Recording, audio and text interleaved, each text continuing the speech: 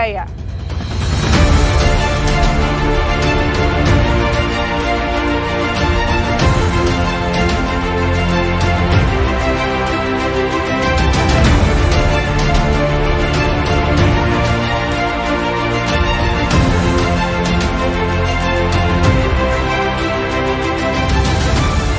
Saya bangga kuliah di sini. Saya mendapatkan ilmu yang banyak, terutama dalam bidang pendidikan. Mari bergabung dengan Universitas Kuningan untuk mengembangkan potensi diri dan menyongsong masa depan yang lebih baik bersama dengan Universitas Kuningan. Hidup Uniku, Uniku Jaya, menuju Kuningan, maju.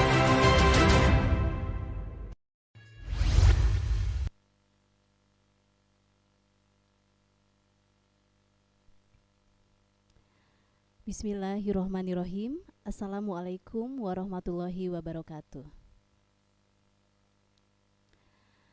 Good morning, ladies and gentlemen. I am Endang Darsi, and I feel privileged to be hosting today's agenda. The Honorable Rector of Universitas Kuningan, Dr. Dik Harjadi MSI, the Honorable Vice Rector for Education, Research, Community Service, Scientific Publication, and Innovation, Dr. Anna Fitri Hindriana MSI, the Honorable Vice Rector for Finance, General Administrations, Equipment, and Information System, Dr. Ilham Adia Eshut MSI, the Honorable Vice Rector for Manpower, Institutional, Cooperation, and Marketing, Dr. Haris Budiman SHMH, the Honorable Vice Rector for Students Affairs, Alumni, and Students Entrepreneurship Development, Dr. Novi Satria Praja MPD, the Honorable Director, Vice Directors, Deans, Vice Deans, Head of Study Programs, the Secretary of Study Programs, Researchers, and Lecturers of Universitas Kuningan, distinguished guests, participants, and ladies and gentlemen. Warmest greeting and welcome to the second UNISET Uniku International Conference on System Engineering and Technology, Universitas Kuningan, West Java, Indonesia. This conference aims to work together with many current and critical issues for researchers, teachers, policymakers, practitioners, and those who are willing to share data, horizon, and point of view in the field of system engineering and technology, as well as to draw conclusion for future practice and follow-up studies. Hosted in the city of Kuningan, Universitas Kuningan, as a leading university of Indonesia in Kuningan Regency, has the honor to present you this international conference. Well, ladies and gentlemen, it is also an honor to me to introduce and welcome our distinguished speakers today. The first one is Professor Nizam, MSc, PhD, from Ministry of Culture and Education, Indonesia. The second one is Professor Dr. Kuruhana Kumahamud from University Utara, Malaysia. The third one is Professor Dr. Beni Tahdono from Coventry University, United Kingdom.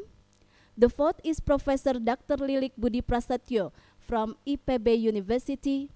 And then the last one is Professor Jeko Barkuzen from University of Limpopo, South Africa. To begin with, allow me to read today's agenda. The first one is opening, reciting Al-Quran. The third is singing Indonesia National Anthem. And then welcoming speeches and keynote speech. And then the plenary presentation one. The seven is parallel sessions. The next is second plenary presentation, and the last one is closing. So ladies and gentlemen, to open the conference, I would like you to say Basmalah together. Move on to the next agenda, which is reciting Holy Quran that will be recited by Mr. Yayan Suryana MPD. To Mr. Yayan Suryana MPD, the time is yours.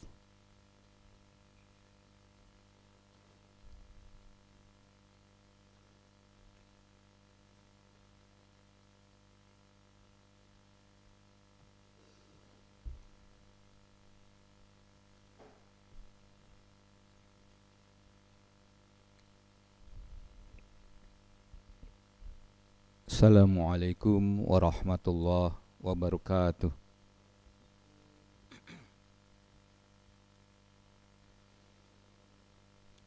A'udzu billahi minasy syaithanir rajim.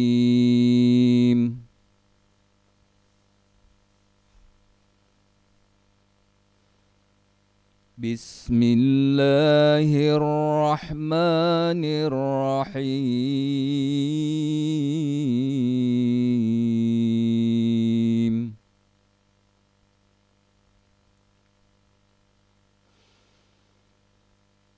Ar-Rahman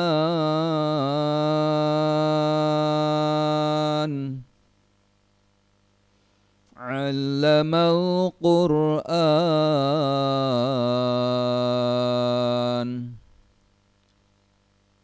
khalaqal insan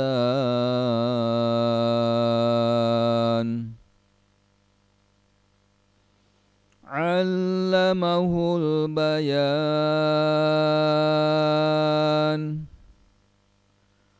asy-syamsu wal qamaru bihusban wan najmu wasy-syajaru yasjudan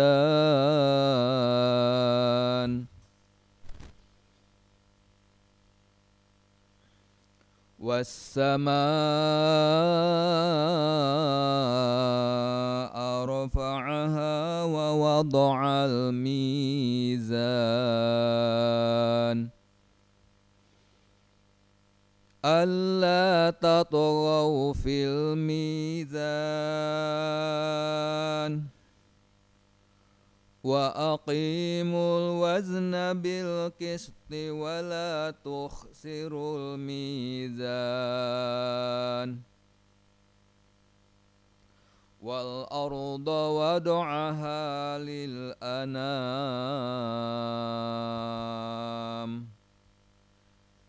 fiha fakihatun wan nakhlu zatul akmam wal habbu dzul asfi war raihan fabi ayyi ala'i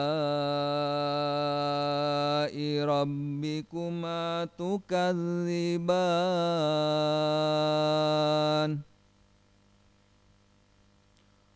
khalaqal insana min salsalin kal fakhar wa khalaqal janna min marijim min nar fabi ayyi ala'i rabbikuma tukadziban. Shadaqallahul azim. Assalamualaikum warahmatullahi wabarakatuh.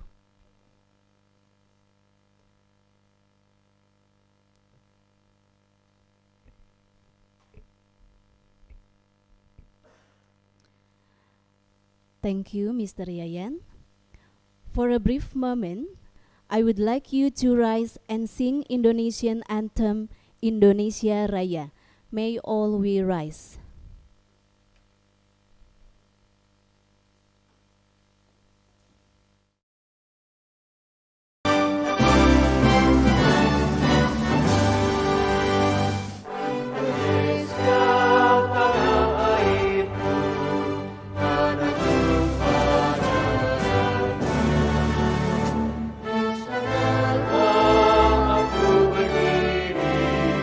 Jadi padu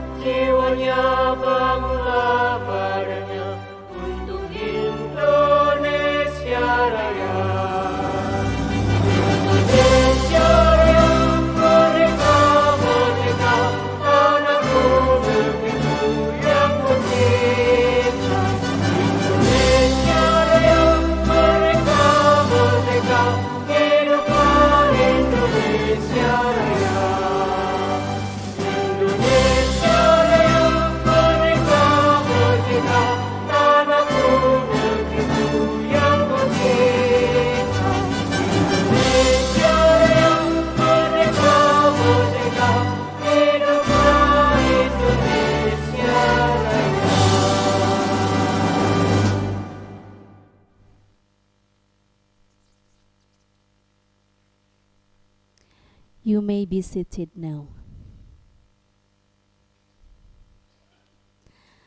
Ladies and gentlemen, we are now going to listen to the welcome speech delivered by the committee chairperson of the second UNISET 2021. Ladies and gentlemen, please join me in welcoming Mr. Nunu Nugraha SPD MT.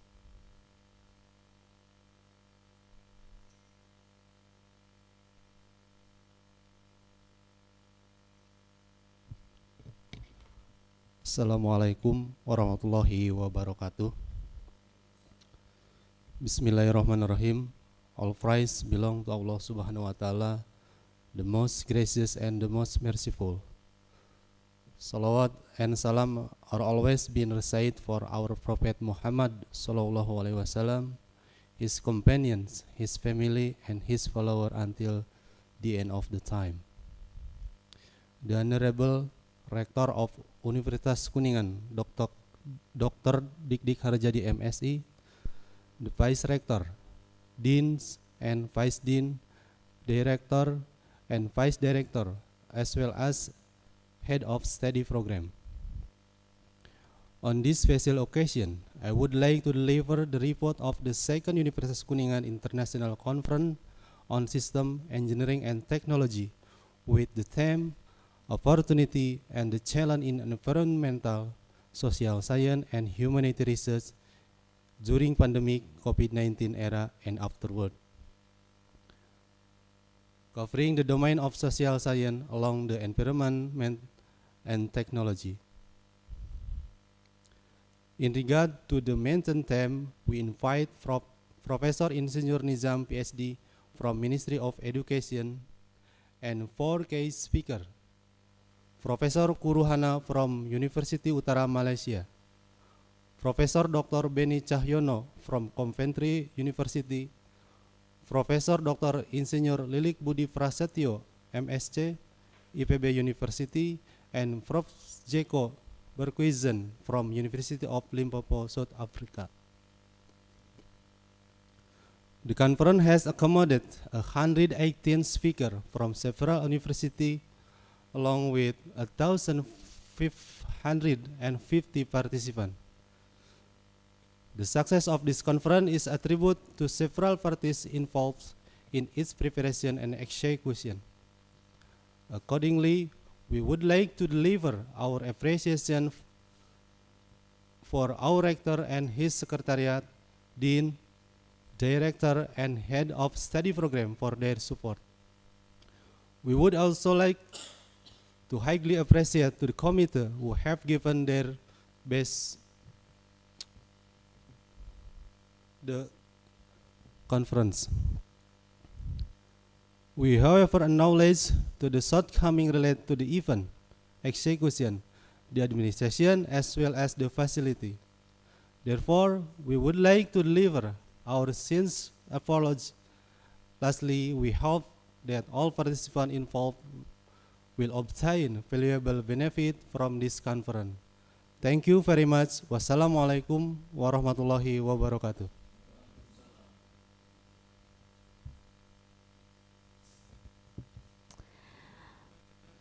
Okay, thank you, Mr. Nunu. Now, ladies and gentlemen, we are now going to listen to the welcome speech delivered by the Rector of Universitas Kuningan. And also, I would like to invite Dr. Dik Harjadi MSI to officially open the conference. So, ladies and gentlemen, please join me in welcoming Dr. Dik Harjadi MSI.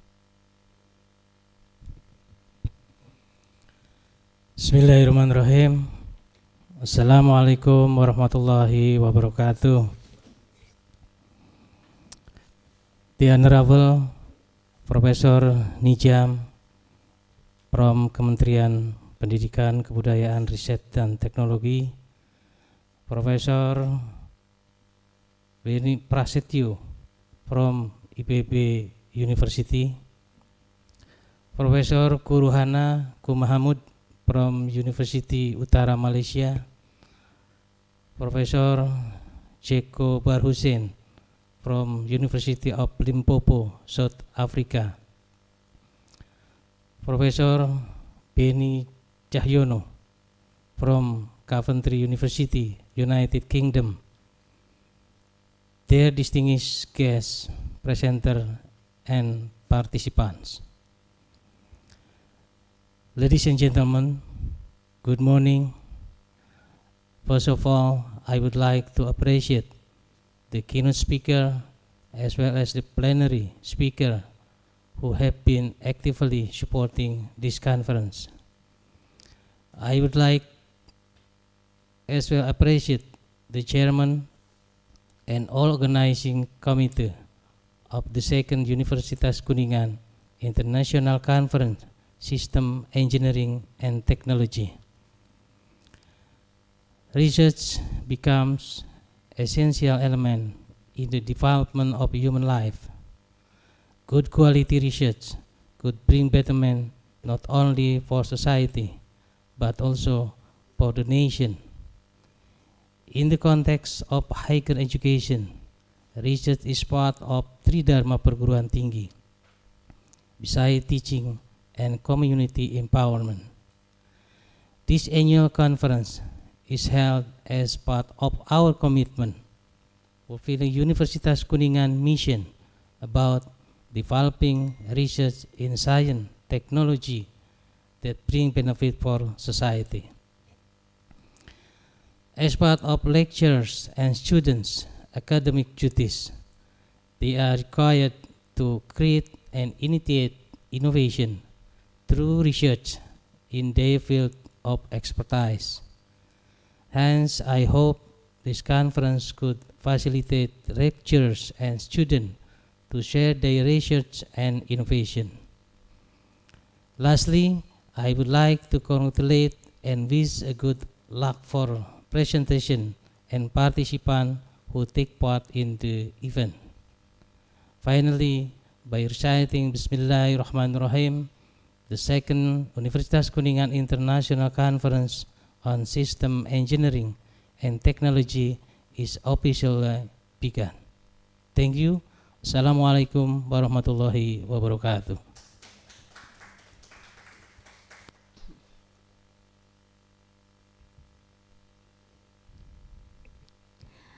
Thank you very much, Rector of Universitas Kuningan, for the warmest opening speech and officially open the conference. Now, ladies and gentlemen, that the agenda has been officially opened, so it's time for us to listen to the keynote speech that will be delivered by Professor Insinyur Nizam, MSc, PhD, from Ministry and Culture of Education Indonesia, who is actually need no introduction. Without further ado, please join me in welcoming our keynote speaker, Professor Insinyur Nizam, MSc, PhD.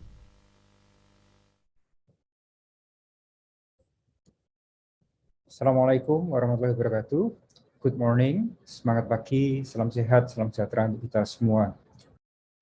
Honorable Dr. Diki Haryadi, SEMSI, Rector of Universitas Kuningan, Uniku, distinguished speakers, participants, ladies and gentlemen.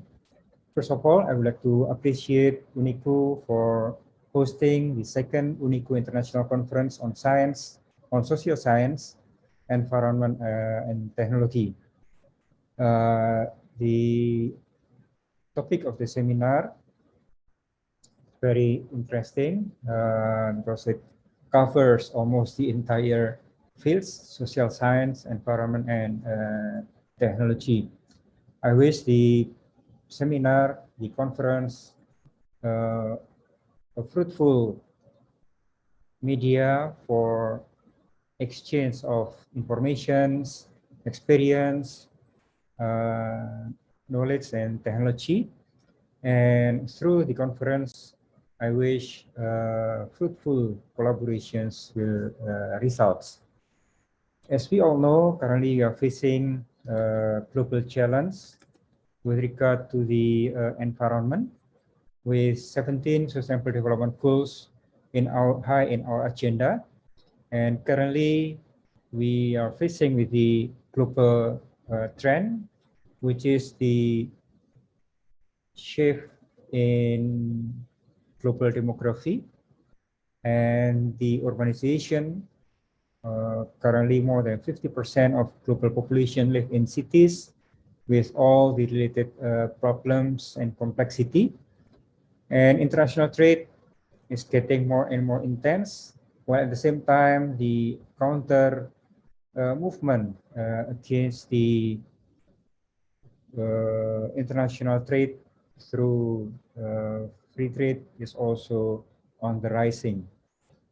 And we also see the global finance system is more and more seamlessly integrated, while the middle income populations is growing in terms of number and wealth, which results in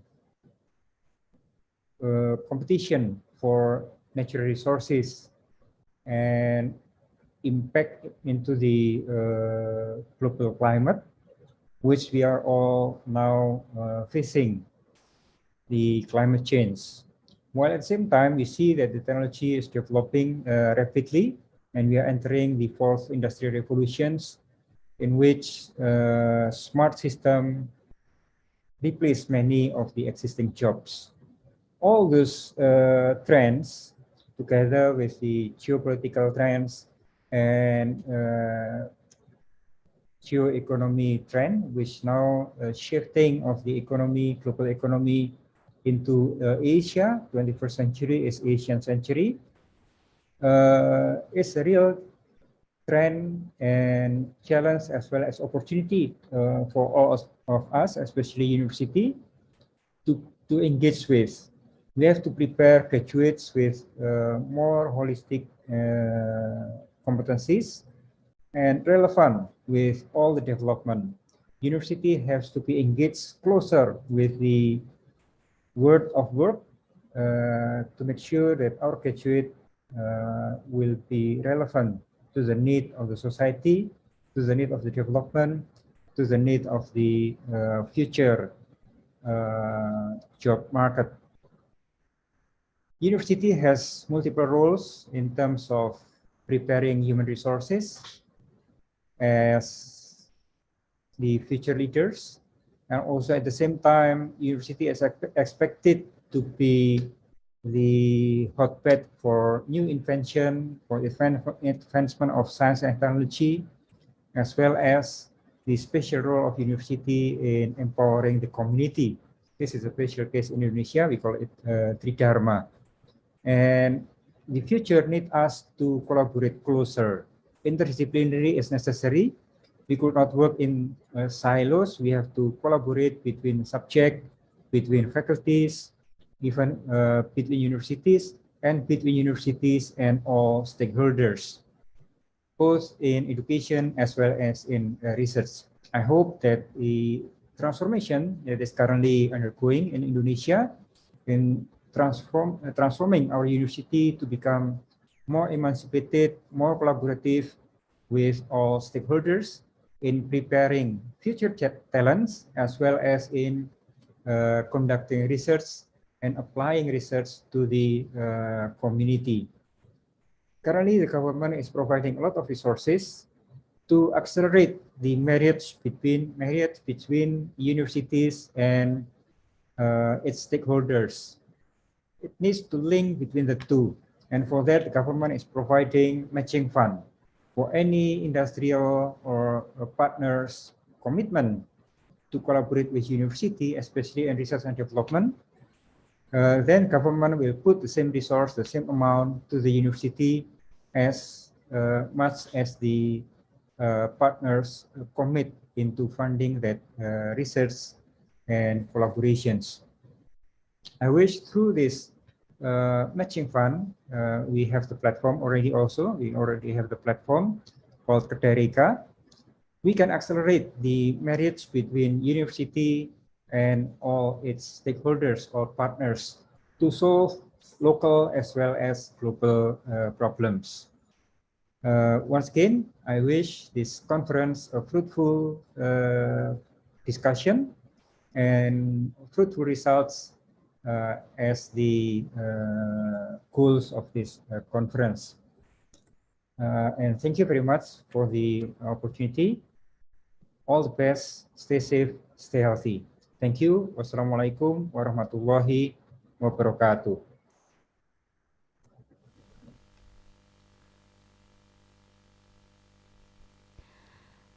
Thank you, Prof. Nizam.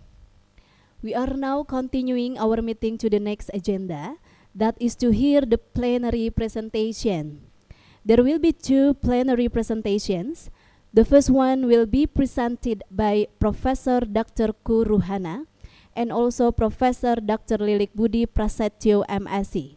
It will be chaired by Dr. Dadang Solihat MPD.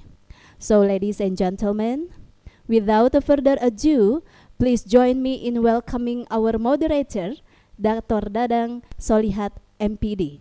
Please.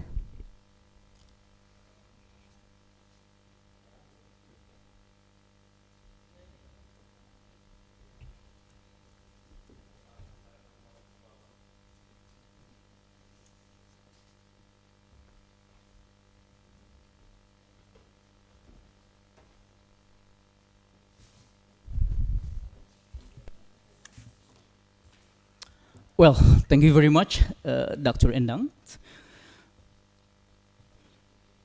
And good morning, ladies and gentlemen, the participants of Universitas Kuningan International Conference on System Engineering and Technology. I am Dadang Solihat. In this time, I would like to lead this first preliminary sessions, and I would like to say that thank you very much to the committee who already spent the time for us here. I would like to tell you also that right now our professor, Professor Kuruhana, already joined in this conference. Good morning. Assalamualaikum, Prof. Waalaikumsalam. Good morning to everyone as well. Alhamdulillah, apa kabar, Prof? Baik, baik sekali.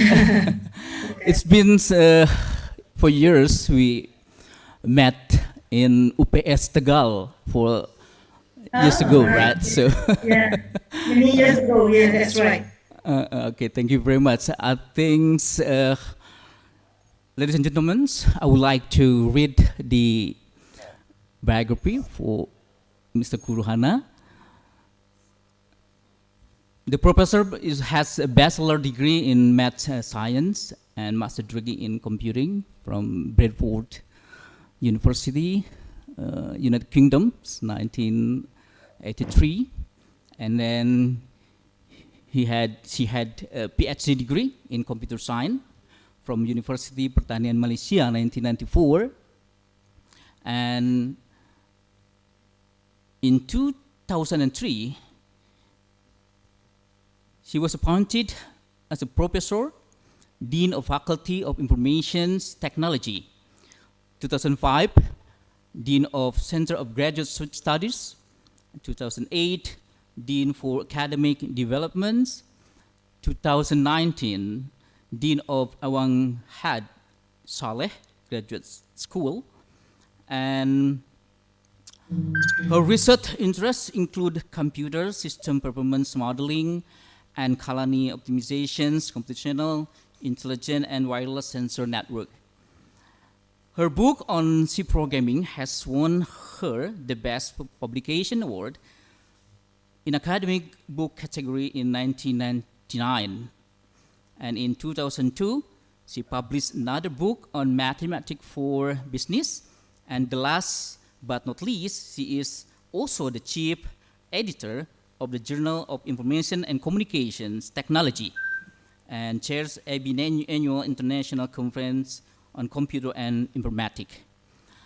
And she is currently a professor in the Department of Computer Science, UUM, or University Utara Malaysia. She is an adjunct professor to Shibaura Institute of Technology, Japan, and she is also a visiting professor to Universitas Islam Indragiri and UMY, or Universitas Muhammadiyah Yogyakarta, Indonesia. Ladies and gentlemen, please welcome Prof. Kuruhana from Malaysia. Thank you, Dr. Dadang. Assalamualaikum warahmatullahi wabarakatuh. Waalaikumsalam warahmatullahi wabarakatuh. Bismillahirrahmanirrahim. And also a very good day to everyone in this session for today, especially to the Rector of Uniku, Dr. Didik, and also the representative from the Ministry, Professor Nizam, the Chairman of UNISET,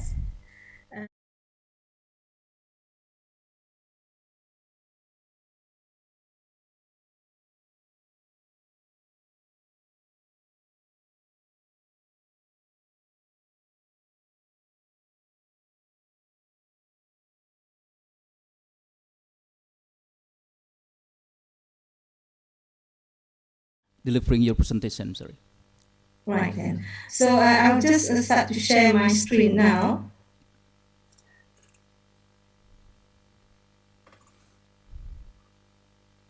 Right.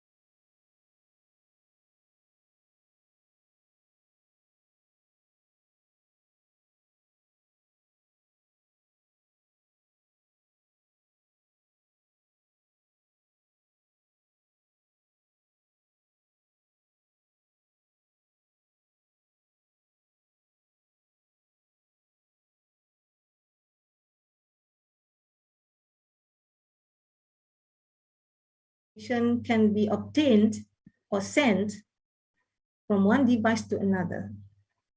So we get connected all over, we can get data, we can send data, okay, from one device to another.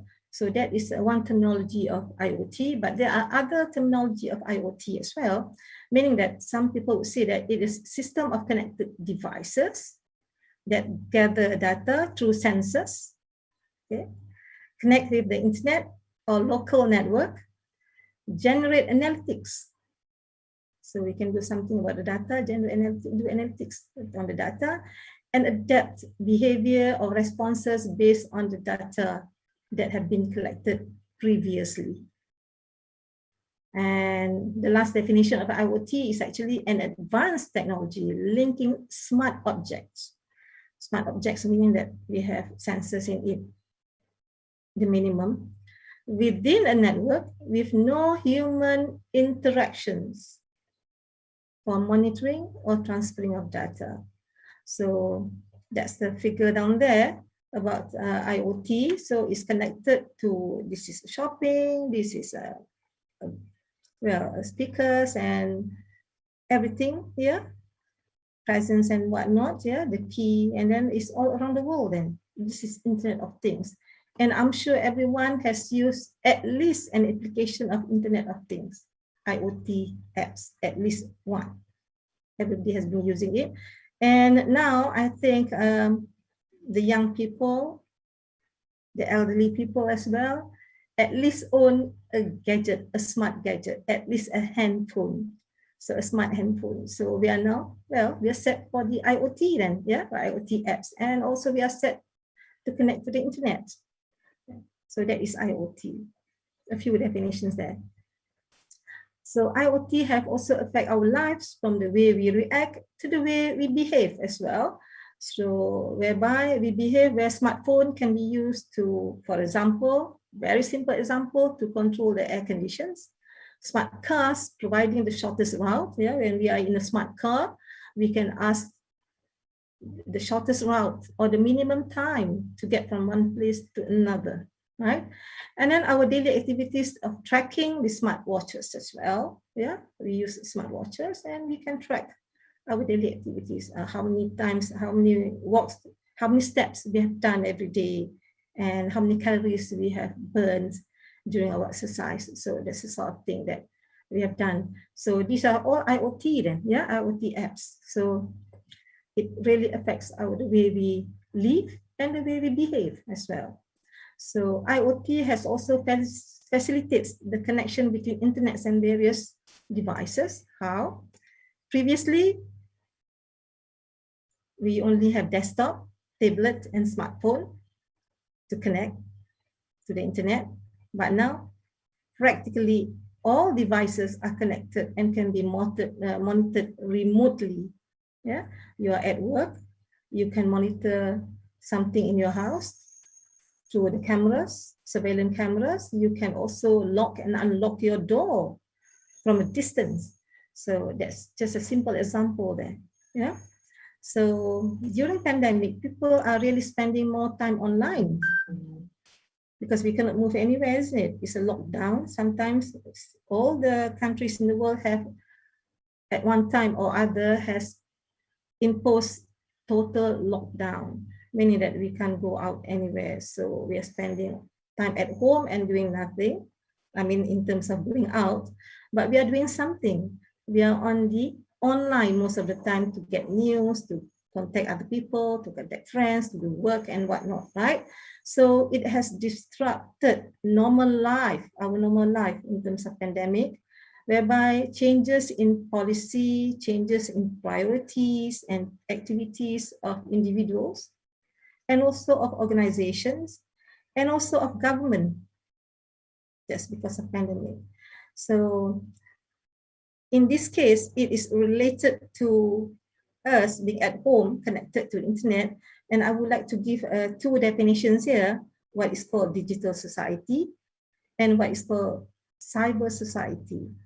So in this case, the digital society is a society developed based on electronic technologies. So that's what we are now actually, yeah, going to digital society if we are not yet. But somehow or other, all countries have a certain level of digital society now. And then we also have cyber society, whereby it is developed or emerged. So this society emerged as a result from the use of internet technology. So to me, that's not much different. There's no hard and fast rule which one it is. There's no clear demarcation between digital society and cyber society. If you are in using the internet, I would like to say that you are in digital society as well as a person in a society. So you are in a digital society then. Right. We move on now. So more on the coronavirus, the pandemic, COVID-19. So this is actually a global public health challenge for everybody in the world. Yeah. So in order to, it has changed our life, as I said earlier, and the future would be all on tele everything will be on tele, meaning that it's from a distance, right? So we go on remote working, we go on remote education, we go on remote healthcare, and also a remote daily commercial transactions. And we've seen that happen, right? So buying things in Malaysia, especially through Lazada or through Shopee, has just gone up. People don't go to the shops anymore, physically go to the shops, but people go on these applications, Lazada and Shopee in Malaysia, to buy things now. So it's daily commercial transactions. And also to the bank, right? We don't go to the bank.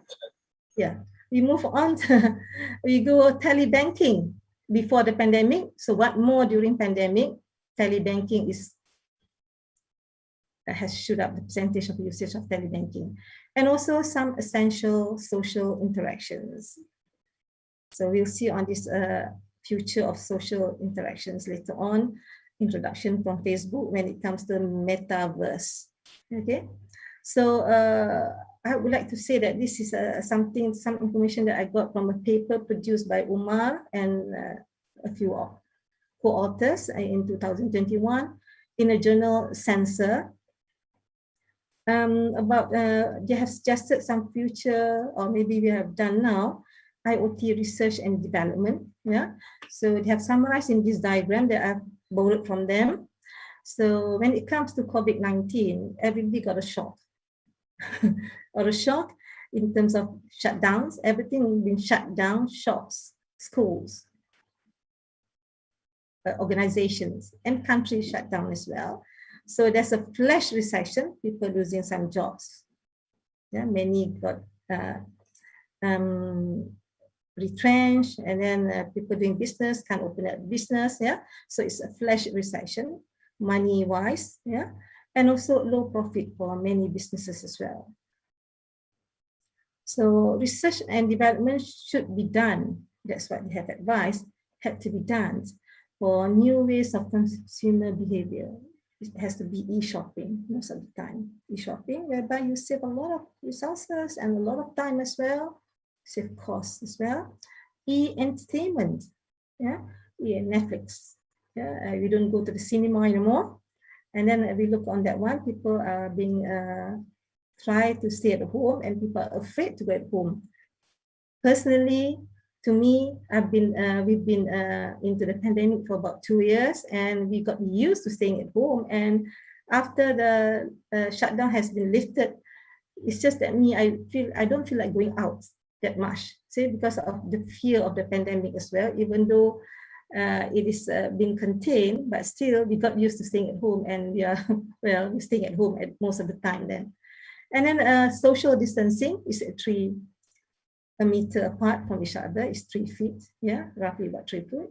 And then working at home, just like we are doing now. I'm working at home, from home, yeah, working from home.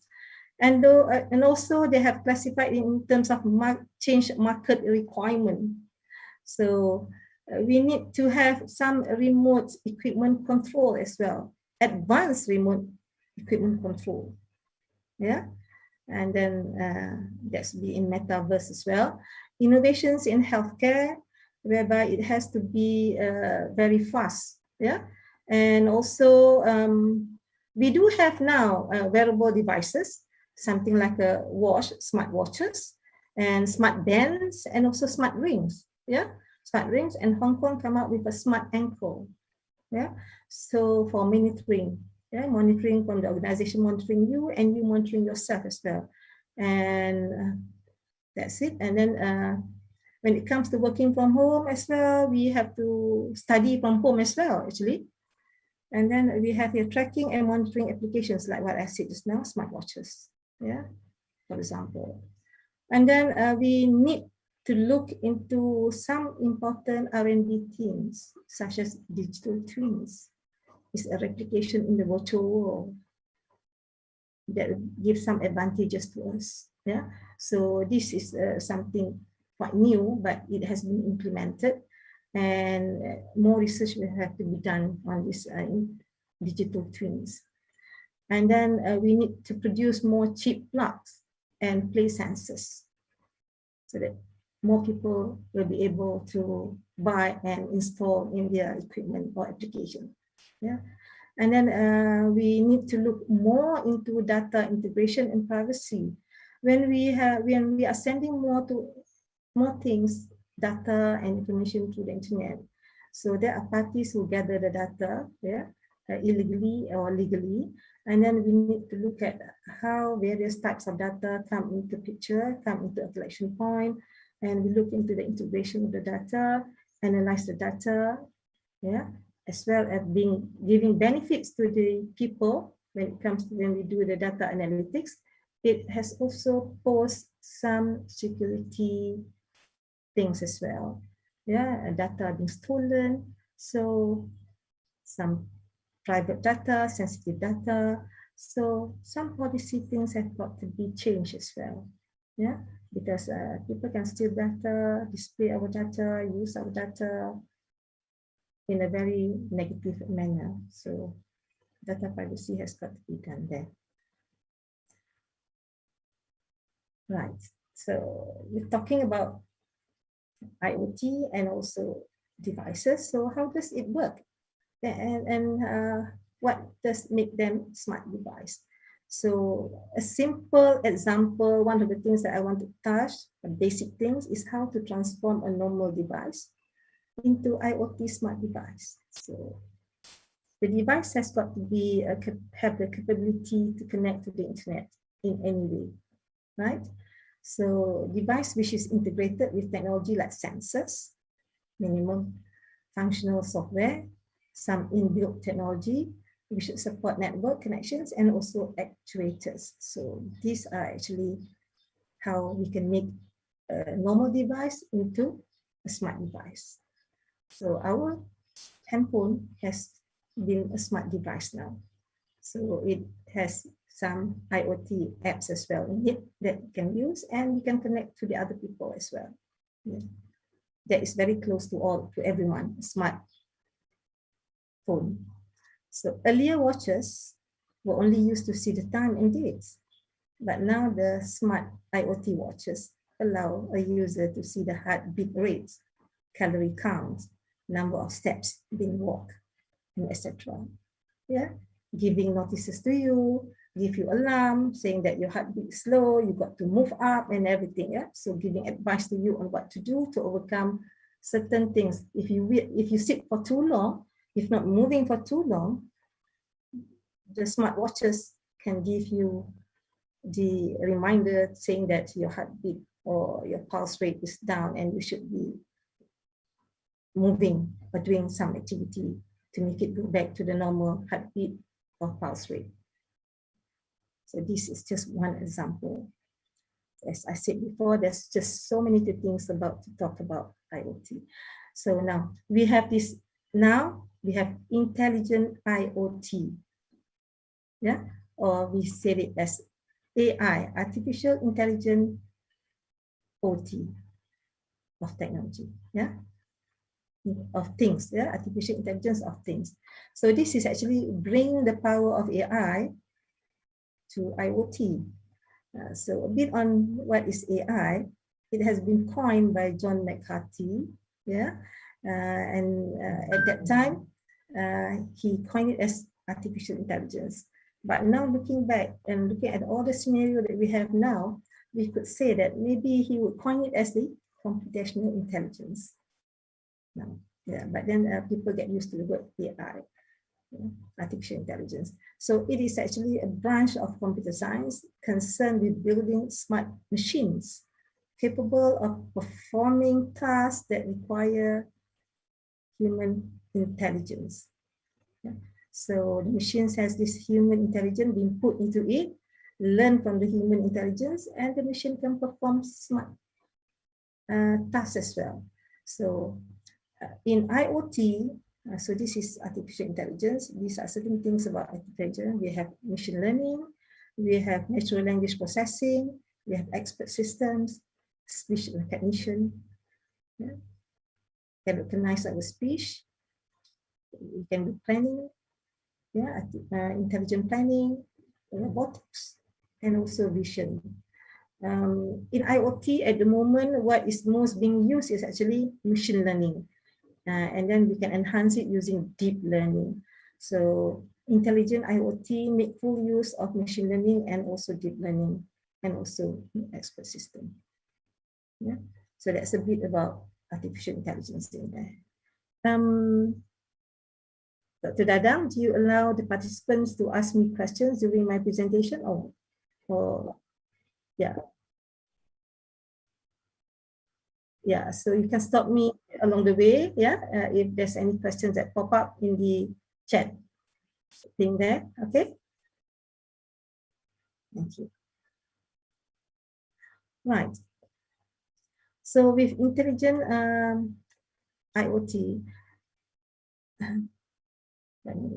so AI makes the devices learn from their data and experience. So we collect a lot of data, so AI can learn from the data.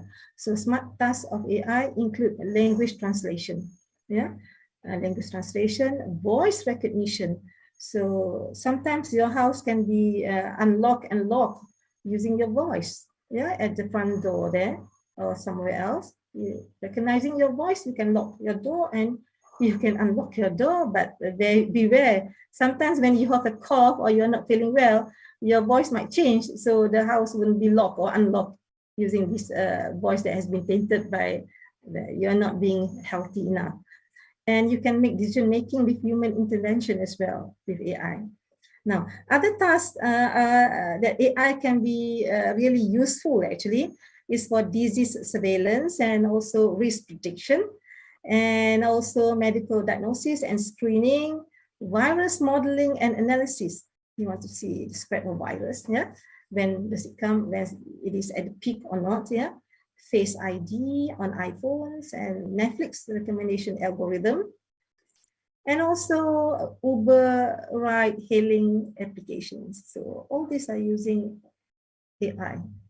So AI is in almost everything now in our daily life in terms of smart tasks, but it can be improved to make it more, can make it smarter actually, not smart, but smarter, yeah, using AI with new technology or new techniques in AI.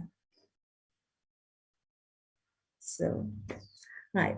So I've touched about IoT, what is this? I've touched about AI, and I've touched a bit on the pandemic, what happened now. So this is, I would like to highlight, this actually the top 10 technology buzzword for 2021. So if somebody who wants to do research in AI, in computer science, related to technology, you can go on artificial intelligence, you can go on distributed cloud, yeah, you can go on Internet of Behaviors, can go on quantum computing, go on 5G and enhanced connectivity, yeah, and then extended reality, we have virtual reality, we have augmented reality, now we have extended reality, yeah. So these are new buzzword, meaning that new research or research on certain area that has been done before, but new ones as well. Yeah. So we have hyper automation and also voice as UI. So just yeah. So this is something which I got it from a website. Yeah, Data Pine. Yeah, and then we have also 17 top technology buzzword. Yeah, by someone else, yeah, on Career Foundry. uniku.com. So again, I would like to highlight the AI and also the Internet of Things is in the thing. Yeah. So there are some overlapping buzzword as well from the top 10 in 2021 with this 17 top technology buzzword. So I've seen that. So you see, it is really important now to have this, to do research in IoT and also in AI. So that's why we have this artificial intelligence of things. Yeah, AIoT. Right. So I'm not saying that people who are not in computer science will not be do research on this one. Yes, can do engineering. Yeah, engineering field, they can invent things, they can develop tools, yeah, labs that based on this thing. Now we have this. We don't work in silo we don't work in just computer science. We don't work in just engineering, or we don't just work in economics. So we do work in multidiscipline area now. So that's why it is. So there is a demarcation between the fields, but then there's no clear demarcation. Yeah. So people in economics, people in social science can also do research in AI and Internet of Things to some extent. Perhaps not coming up with fundamental output, but coming up with development output. Okay. Right. So as mentioned earlier, IoT devices are smart devices which have internet connectivity and able to interact with other devices. So the best thing is that sensors are embedded in these devices to collect data. So how does it done then? So IoT provide a common platform.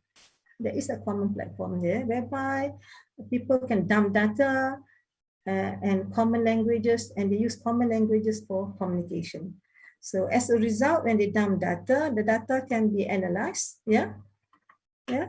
Data can be analyzed to produce some results, and this result can be shared with devices for better user experience, and also for automation, and also for improving efficiencies. So that's the beauty of IoT there. Yeah. Right. So we'd like to stress that in 2021, there are about 20 billion IoT smart devices up and running with an increase in demand for 5G network. So, yeah. All right, okay. The world population is 7.9 billion and deployed to a wide range of spectrum here. Yeah, sorry about that. So we have a simple example like smart home. And I would say that Panasonic has its smart home version as well. In Japan, I visited the smart home of Panasonic a few years ago, and they use a lot of IoT applications in there. So we have this common IoT platform. If anybody wanted to develop the IoT apps, they can use either one of these platforms. These are common ones. Yeah, many platforms available for you to develop IoT apps. And these are certain IoT cyber society that we use here. Something like we can buy from the shops there, online shops. You can have a Google Home controller and plus voice controller here. And also we have the doorbell, yeah, August doorbell camera here, and August smart lock as well. Yeah, and all these can be controlled from anywhere. Yeah, and then we have these smart glasses there, used in factories and also being produced by Itizimo and Opticom Group, or Picavi and Lockcom, or Focus smart glasses here now. And I would like to talk about a bit on IoT applications during COVID.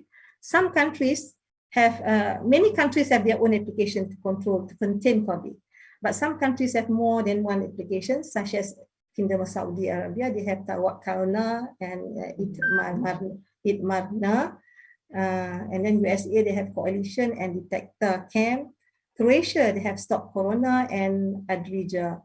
And I can categorize that all these applications being produced by all the countries here, they can be categorized into application for tracing, application for tracking, application for vaccination, yeah, to produce digital cert, to give appointments when you have to get the booster, yeah. Self-health monitoring, including self-test for yourself, and then health support, and also for data collection, and also for scheduling of appointment. So all this application has been developed by various countries, and we have more than thousands of applications being developed. And we have this My Sejahtera in Malaysia, yeah, and then also we have Tawakalna in Kingdom of Saudi, whereby in Malaysia we can assist in managing COVID-19 outbreaks, allow users to perform health self-assessment, and also allow tracking of hotspot as well. We don't want to go into hotspot places, yeah. Tawakalna is in Kingdom of Saudi. It facilitates the issuance of movement permits electronically during the curfew period. So if you go to Kingdom of Saudi, you will have to download this thing, and they will know just where you will go. So if they say you cannot go somewhere, you don't go that way, because they can track you and they fine you. Hefty fine, yeah. So much money there that you have to pay. And then we have in China, we call it NCAP, and in Singapore, we call it Trace Together. I'm just doing it briefly because I have a short of time now. And then in Bahrain, we have Be Aware Bahrain, yeah, whereby it alerts individuals in case they come into contact with a recent confirmed active case within the past 14 days. So that's very good, isn't it? You don't want to go near to that person. In Hong Kong, they have Stay Home Safe apps. It monitor whether persons under compulsory quarantine are staying in their designated places of quarantine. So they don't want all these people with disease to move around. Yeah? And in Czech Republic, we call it e-face mask, and there's the symbol that they use there. The logo is a face mask. And in Croatia, they stop Corona. Now, these are the various countries, some examples of the software that they have developed, okay, in various countries. I would like to say that, to give some examples here. Hong Kong, they have this IoT wearable band and IoT apps for new arrivals. They put this band at your ankle so that they can monitor where you are, right, in Hong Kong. Yeah, this band here. In USA, they have ankle bracelet as well, plus smartphone app to isolate people who refuse isolation, people who doesn't want to stay at home. So they put this ankle to these people so that they know where they are, right? Right. So these are the technology for IoT. We have cloud database, we have cloud computing, geoconferencing and GPS as well, Bluetooth, Android and iOS for mobile apps. We have machine learning technology and health sensors, and all this wristband, ankle bracelet for tracking. I would like to say something about Estonia. This is if Mr. Chairman, Dr. Dadang, if you can give me a few minutes for this very interesting country, how Estonia built one of the world's most advanced digital societies. Dr. Dadang, okay? It has become, yeah, thank you so much. So during this COVID-19, that has become a lifeline for this Estonian, okay? So just a bit on where Estonia is. So it is at the tip there in Europe, near the Baltic Sea and neighbors to Finland, Latvia, Lithuania, and Sweden, Finland, yeah, right. It has only about slightly more than 1.3 million people in the country, and it is one of the most digital advanced societies. It is the first digital country in the world, right? It is modern, progressive, and highly developed. And I'm sure I didn't know about this as well when I was doing some work a few months ago, and I come across Estonia here. So I'm so surprised that Estonia, a small country, has become the world's first digital nation in the world. Yeah, so world leader in digital technology and also in education and also in cyber security, because they have this they call it digital embassy, where they keep their data in Belgium and also in Germany. Yeah, so they have digital public services like selling and buying and register cars online, passport application online, driving license applications online, banking, yes, we do online, they do it as well, telcos, yeah, healthcare, voting online, the first nation to do voting online, yeah, and then they have this physical ID card, yeah, and also they can use the physical ID card with digital signatures for tax paying, for voting, online banking, and access to medical records. So we can access our medical record right online, but they access what disease they have, which doctor they have gone through, and when is it, and what types of medications they are taking, everything online. Well, then they can trace their history of health online. Yeah. So with that, government, with all this physical ID and digital signature, Estonian government has saved 2% of the GDP per year in salaries and expenses. So they can save money there using physical ID plus digital signature. Now, so just a bit on statistic, 99% of the public services are online. You don't have to you go out from your house, it's 99%. You only need to spend 5 minutes of your time on paying taxes online. 1/3 of their citizens vote online, yeah, and then 99% of prescription for you, yeah, to cure your disease is being done centralized, yeah, and online, yeah. So their economy is actually and culture actually heavily focused on technology. So how does this Estonian people become so high tech then? Estonia was actually a part of the communist Soviet, yeah. 1944 until 1931, they got their independence. And at that time, nobody has computer immediately after gaining its independence. Nobody has, in 1991, nobody in Estonia has a computer. We do have, yeah, in Malaysia and Indonesia, we do have. So the government invests in technology to boost economic growth. So if you see here, in the year 2000, every schools have a laptop or desktop. Yeah. And 10% of their adults, yeah, are being given free computer training. So it rises from 29% in 2000 of Estonian using internet to 91% of them using internet in 2016. Everybody is using internet. Yeah, and then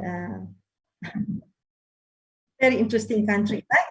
Yeah, very interesting. So Tallinn, the capital of Estonia, is actually a Silicon Valley of Europe. Yeah, and Skype, which is founded in 2003 in Estonia, being bought by Microsoft. Yeah, you thought that Skype belongs to Microsoft, but no, it belongs to Estonian in 2003, right?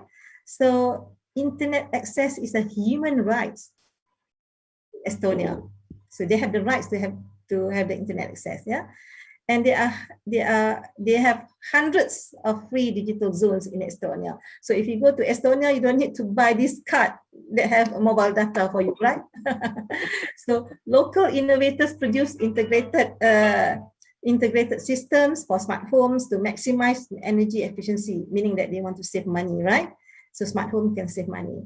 So Estonia also encourage startup company and also entrepreneurs, right? So they have these two things, like e-residency program introduced in 2014, whereby you can apply, you can start a company in Estonia without you being a resident of Estonia. So if you start a company in Estonia, you can get the benefit from the single market of European Union, actually. Yeah, there are so many benefits there. And also they have this digital nomad with digital visa, whereby it's a location independent workers can live. So for example, I can live in Estonia for about a year to work and also to start my own company, yeah, in Estonia. It's a digital visa and yeah, see how they are, right? So the Estonia is also home to many unicorns company. Unicorns company are a company that have a total value of 1 billion. Yeah.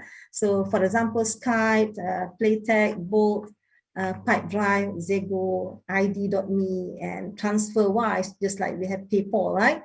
And Taxify, just like Uber. So those are unicorn company that based in Estonia. So very big companies there. So during COVID-19, Estonia society, digital society, is very easy for them. Yeah. So valuable success story in the field of IT, they have been recognized as a valuable success story in the field of IoT, actually. Yeah. And somebody has scribbled something on the screen there. And then They go on digital classroom, so it's easy for them because everything is connected. They go on online because they have online teaching materials.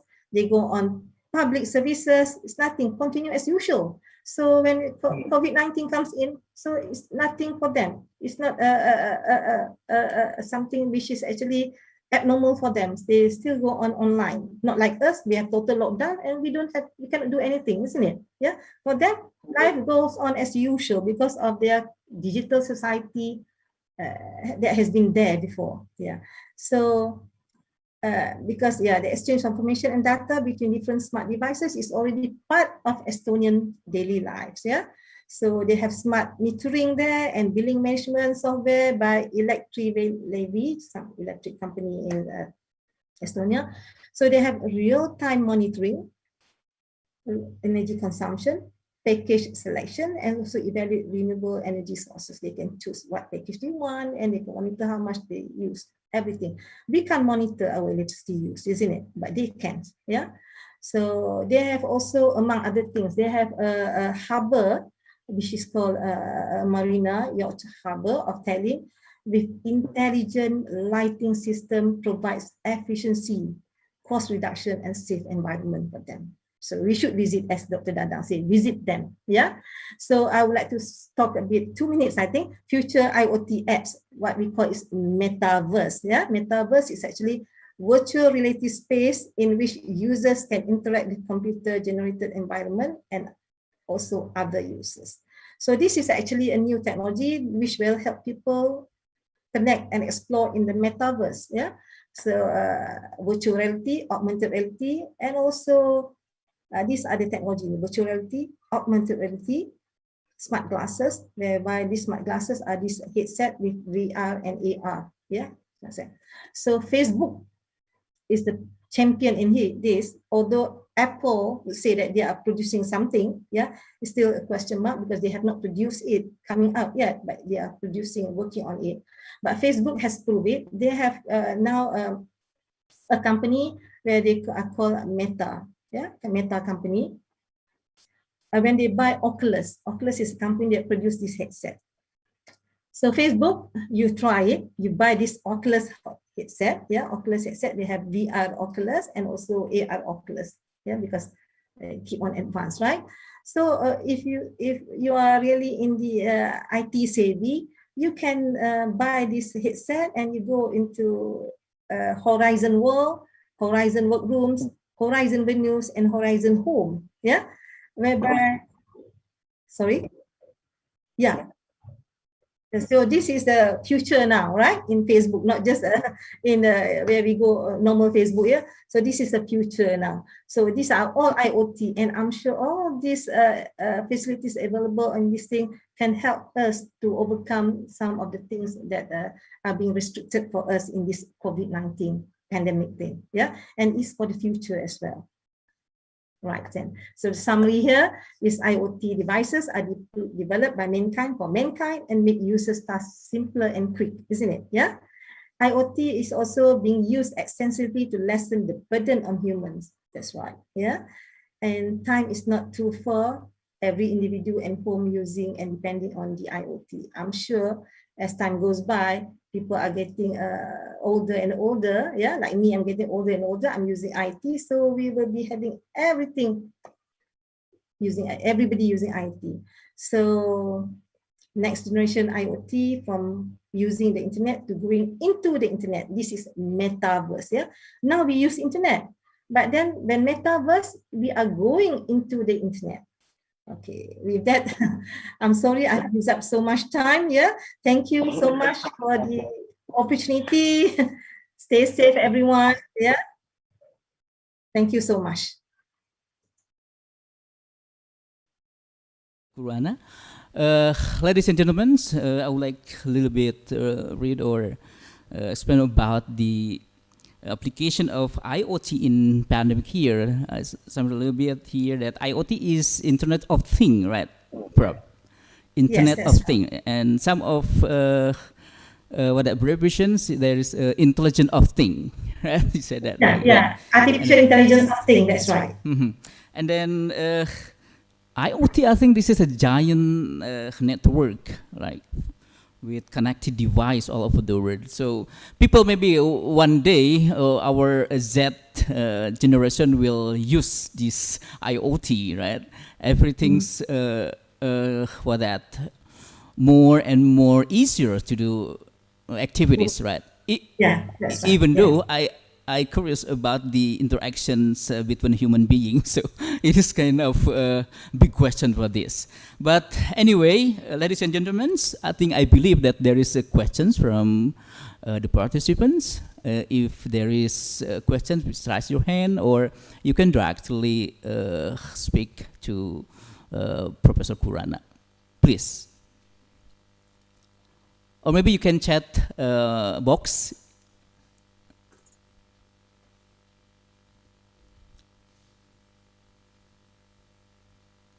The participant, please.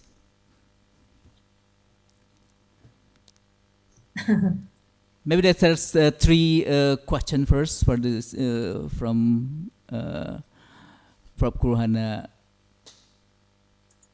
presentations. Or maybe they can later contact me if there's no questions at the moment. Yeah, maybe I can be contacted. Yeah, maybe we're waiting for them. Maybe they're still thinking over that. yeah, right. Okay. It's okay. Or maybe there's just so many things about this. I would, yeah. So I'm writing down my email address here. Yeah. So if somebody wants to know something about what I've talked before, right? So my email address is just there in the chat box there. Okay. ruhana@uniku.edu.my. Yeah, that's right, Prof. I'm so sorry, Prof. I have to continue to Professor Lilik first. Maybe in the end of Professor Lilik's presentation, we are going to open the question and answer. Yeah, right then. Thank you so much. Okay, thank you, Prof. Have a nice day. Well, ladies and gentlemen, right now we go to the second speakers. He is Professor Lilik Budi Prasetyo from Institut Pertanian Bogor, Indonesia. And welcome, Prof. Can we see the professor? Hello, Assalamualaikum, Prof. Waalaikumsalam. Okay, thank you very much, Prof, for being here. Yes, okay, ladies and gentlemen, let me read the biography of the curriculum vitae from Professor Lilik Budi Prasetyo.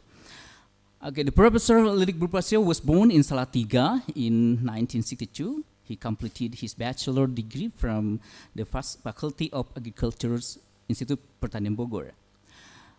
And his master and doctorate degree were received from the University of Tsukuba, Japan, in the field of environment science and forest management, respectively. And currently, he is a professor in landscape ecology in the Department of Forest Research, Conservation, and Ecotourism, Faculty of Forestry, Institut Pertanian Bogor University. He is the head of the Environmental Analysis and Spatial Modeling Laboratory, chief editor of Media Conservasi Journal, Sinta 2, and chairman of the Working Group for Research of the 8 A3 or A3 microsatellite, 8 APB, IPB, Institut Pertanian Bogor satellite. The research focus on species distribution and climate change and remote sensing application for Earth monitoring. And another, there's recognitions and achievement from Professor Lilik. Satya Lancana Karya Satya dari Presiden, from Presidents, Satya Lancana Karya 20 years from Presidents, and the third Satya Lancana Karya for 30 years from President. Okay, I think that's enough because there's a bunch of achievement and recognition from Professor. I think, Professor, the time is yours. You have 30 to 40 minutes to present your topic. Please. Thank you, Moderator. Can you hear my voice? Yeah, great. Thank you. Thank you, audience. It's my honor to be here to give to share about our research regarding the spatial aspect. Today we are going to present about the habitat suitability model based on public data of this citizen science data. As we know that during the pandemic, we cannot go everywhere. So it's really hard for us, especially who are collecting data in the field and also talking with the committee and others. So how we overcome this kind of situation. So some of my students trying to do the habitat suitability model based on the public data or citizen science data that is not very well known. So today I would like to talk about this. Actually, I would like to just explain very brief explanation of the species distribution model and continue with the requirements of SDM. It is regarding the occurrence and also predictors data. And also we would like to just to give an explanation about the subjective versus objective method of SDM. And finally, I will present some of the works to conducted my students. Okay. So species distribution model actually is the way how we describe the empirical correlation between species distribution and environmental variables. And the term of SDM is so many in the publications. Some researchers says a species needs models, ecological needs models, needs theory models, habitat suitable models, predictive habitat distribution model, spatially explicit habitat suitability models, resource selection functions, and also probability of species presence. So many. And basically, it is the way how we make empirical correlation between the species occurrence and the predictors variables.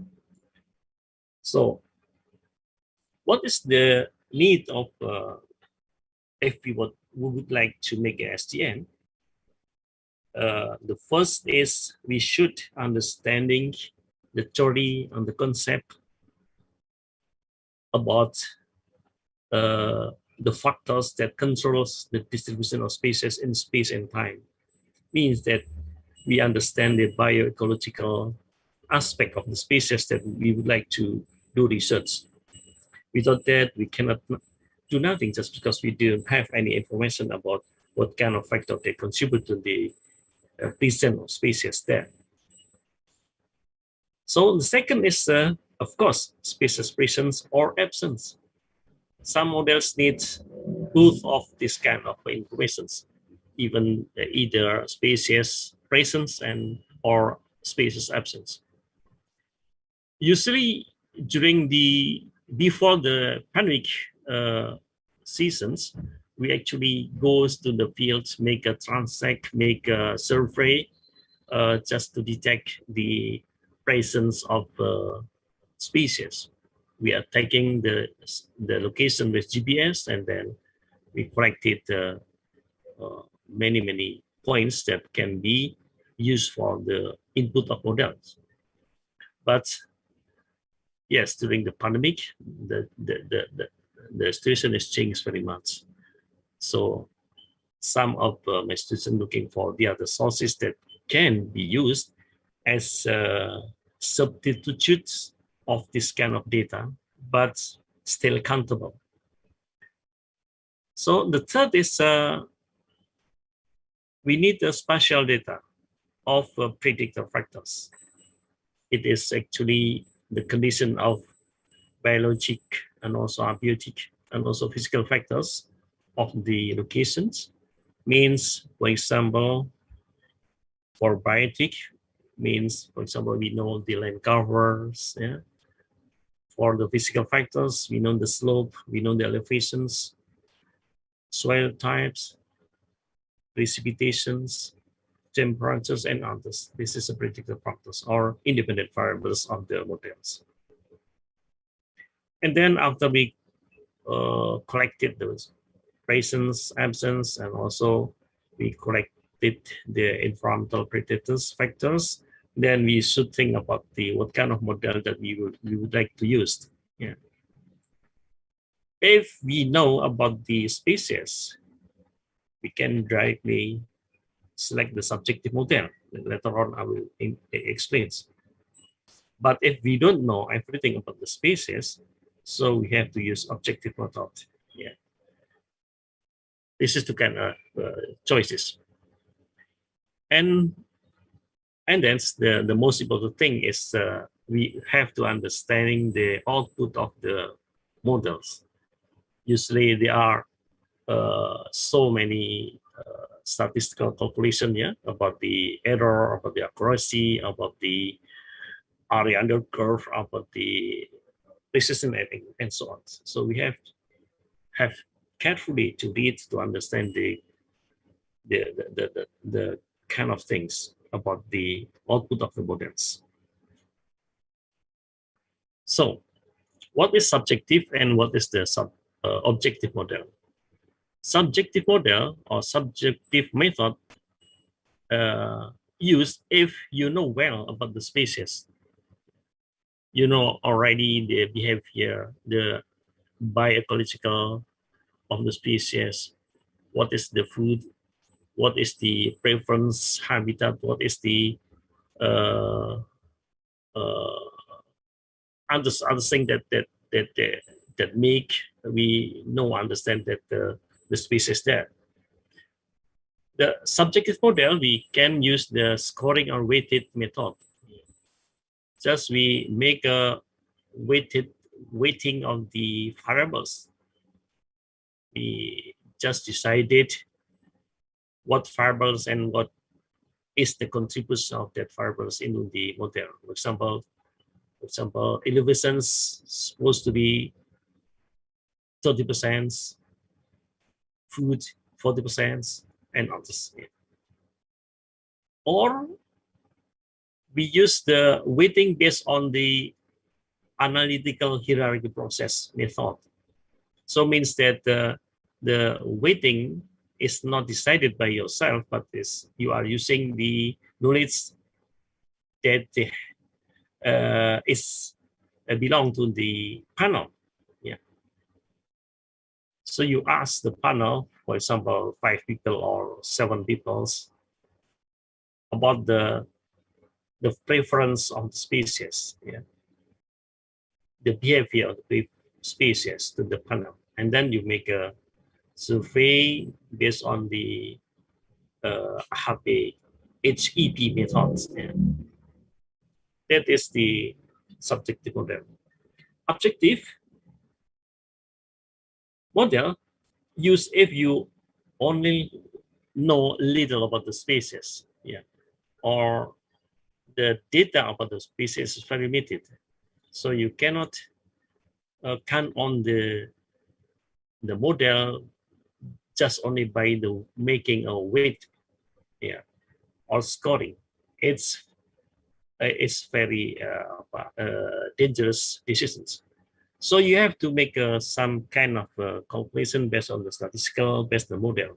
For example, many researchers use the principal component models, yeah, principal component analysis model, regressions model, logistic regressions, maximum entropy, and others machine learning technique. So this kind of model needs a special data. For example, PCA should be the data is continuous data. Yeah? Logistic regression, you can use the categorical data. Maximum entropy, you can use both continuous and categorical data. Yeah. The selection of objective model is based on the data that you got. And you only get the occurrence data or vision data, so you cannot use the logistic regression just because logistic regression need both present and also absence data. Also the regression also, the PCA, you can use the only the present data. Maximum entropy,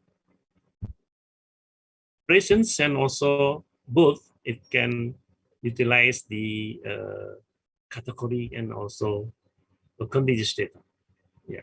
So there are so many selection choice within the object method, but the selection is based on the availability of your data. So during the COVID, some of our students is trying to look for the occurrence data from the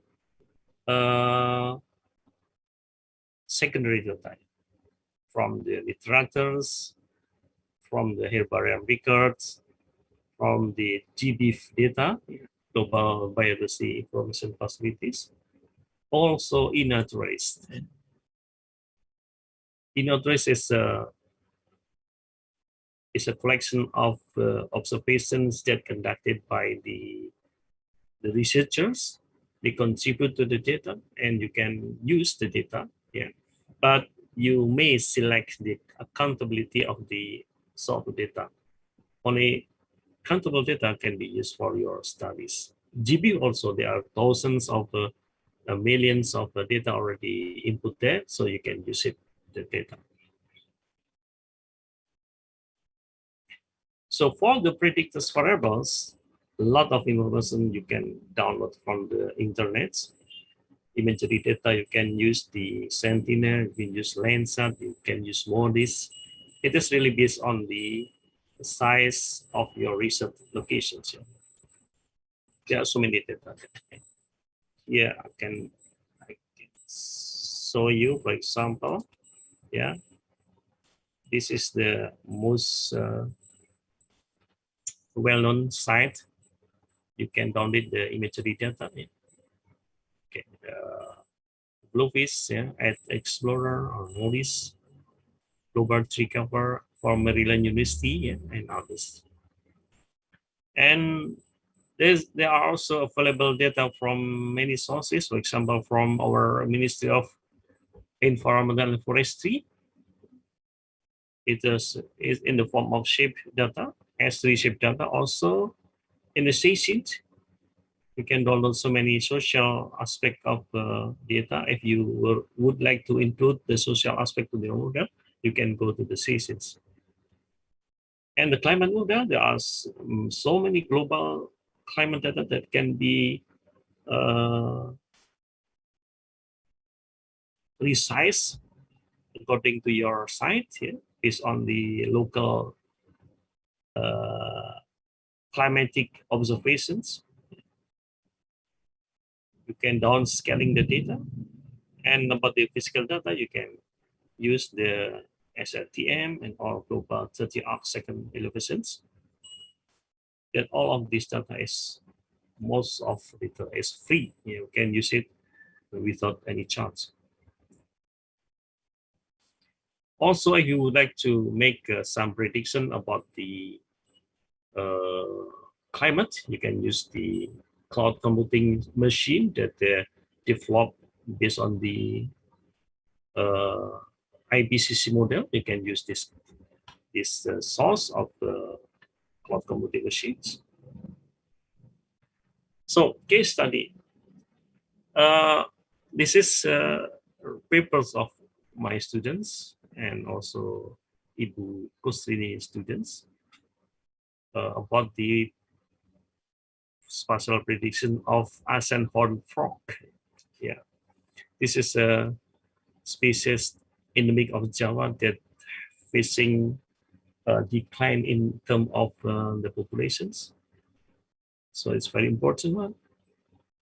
And this is the point that collected from the e-naturalis. You can see the dot, black dot here is the position of the frog. Yeah. So this point is already selected based on the category of the research or the data that they uploaded in the eNaturalist. So it is have a countability high. Yeah. Based on data, this is occurrence data. Based on this, the students also trying to make predictive variables based on the available data.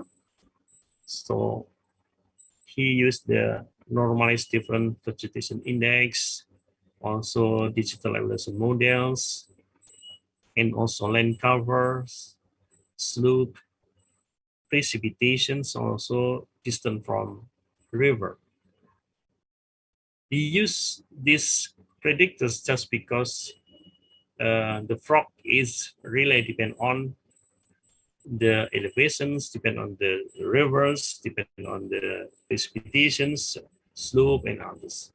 So the formulation of or the selection of this variables really depend on the knowledge of the researchers about the behavior of the frogs. And this is the final result of the models. You can see here the suitability of the presence of the species is divided into 4: not suitables, medium, low, and high suitable. And we can see here that the most suitable places is the place that have a high elevations. Yeah. And if we look at the more detail about what kind of factors that contribute much of this model, as you can see here, based on the jackknife analysis. Okay. You can see here, altitude is the most important ones, followed by rainfalls or slope, yeah, and also vegetation index. This factor is contributes very much on the presence of the species in the landscape. So the second example is conducted by Aryo Adichandra, that published on the Frontiers in Environmental Sciences. Part of his research is about the how he estimate the distribution of orangutan is based on the machine learning. So he used the RStudio and also ArcGIS stands, the spatial occurrence based on the JPEG, also information from the NGOs there, Orangutan Information Center in lizard ecosystem. And also he collected from peer-reviewed literature. So finally he cuts 245 points, and after selection he got the 208 points. Yeah. And regarding the predictors variables, they use 19 of variables. Sorry, it's still Indonesians. That he downloaded from the WordClimb version 2. Yeah. For example, he used the average annual temperature, isothermality, temperature, seasonality, and sector. Totally about 19 variables.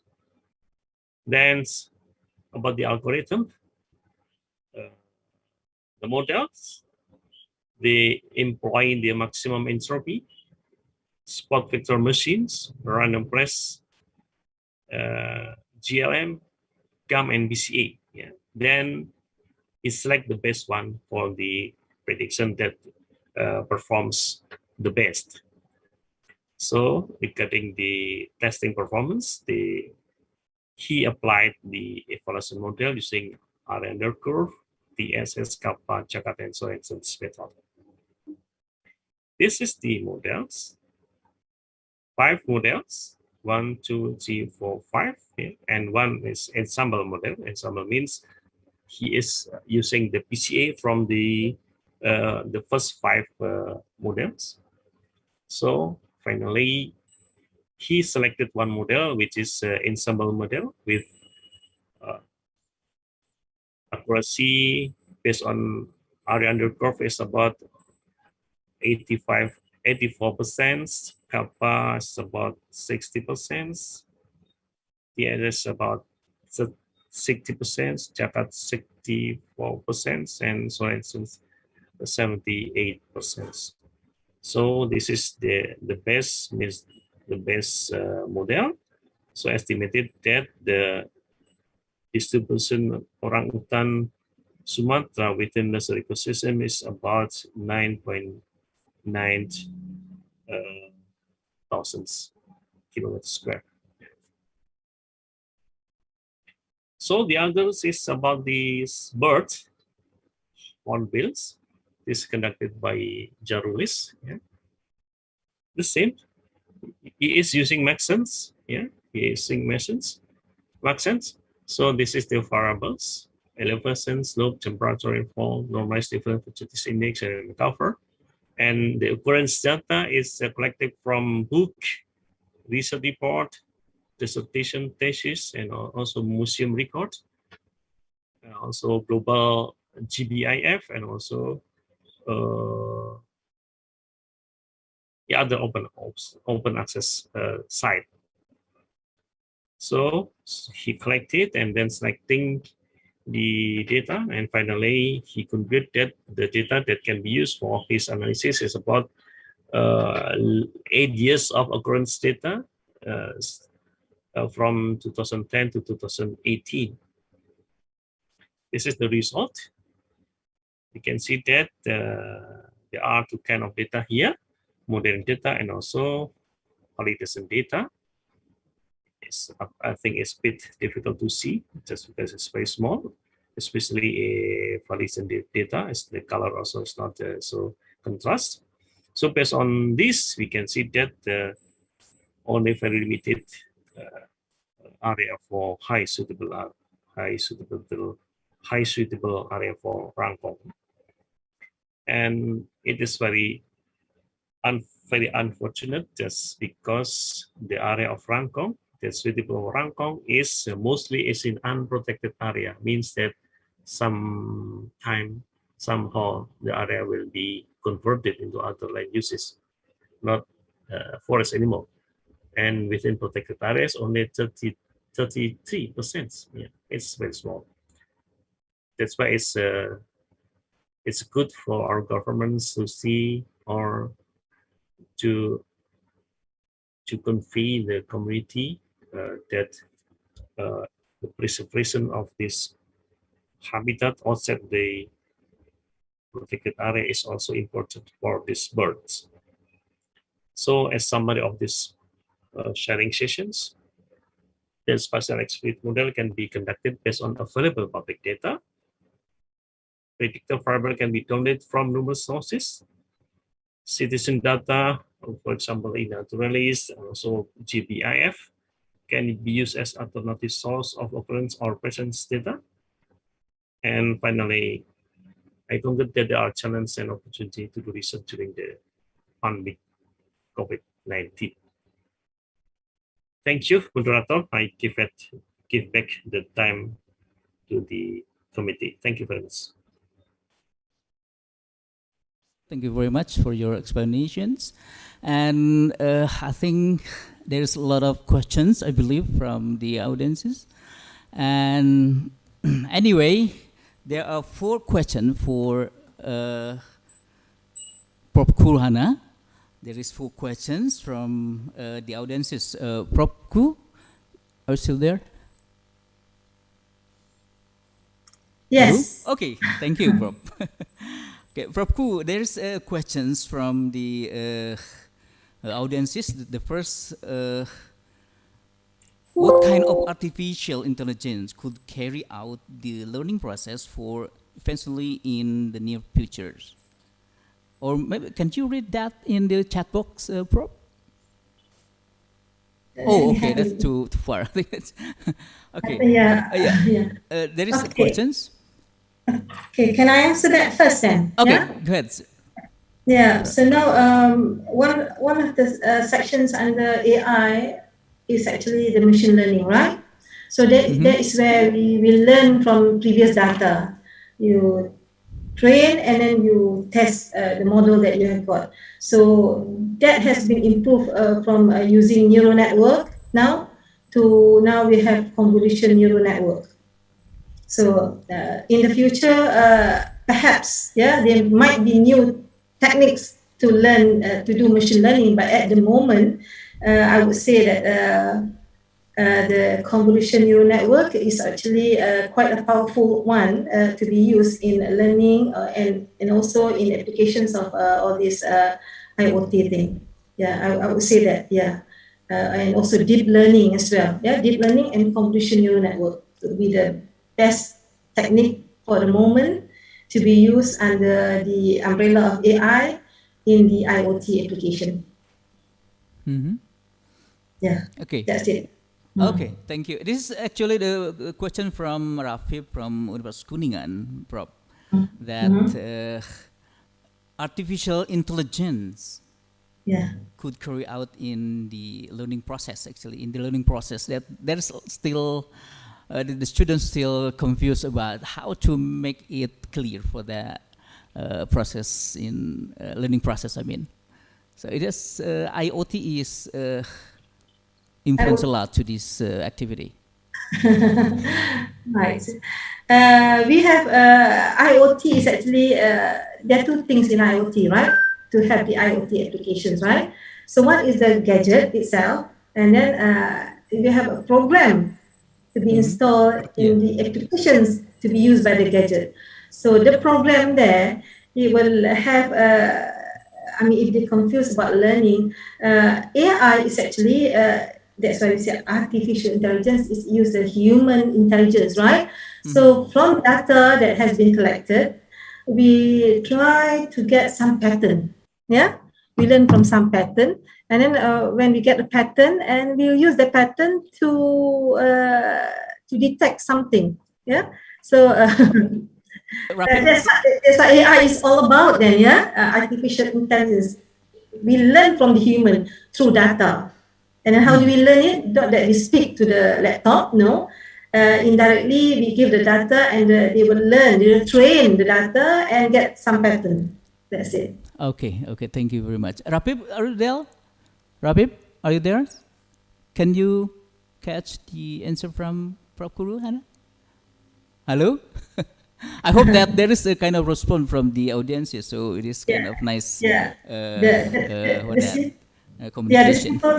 But now the simple thing, if somebody wants to know about learning about pattern training, they can go into the simplest one is we call neural network. So learn on how neural network works, and then later on the advanced one will be on deep learning and convolution neural network. Okay, okay. Okay, anyway, thank you very much, Prof, for the first question. And this is the second question from Muhammad Riyadi.